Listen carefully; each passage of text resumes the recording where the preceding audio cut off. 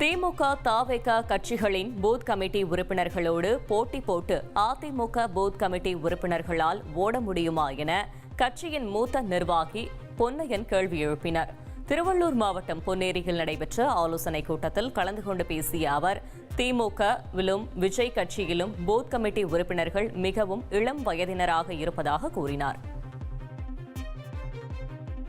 கட்சியை பொறுத்தவரைக்கும் 18, 19, 20, 21 வயதானவர்கள் கிளைக்கழக செயலாளர்கள், பூத் கமிட்டி மெம்பர்கள். உதயநிதி கட்ரோலுக்கு இளைஞரணி வந்த பிறகு 22 வயதுக்கு உட்பட்டவர்கள் தான் கிளைக்கழக செயலாளர்கள், பூத் கமிட்டி மெம்பர்கள்.